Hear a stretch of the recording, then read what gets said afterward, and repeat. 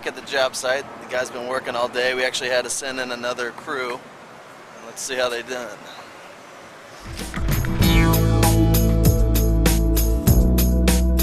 This is kind of the fun part of our job over here.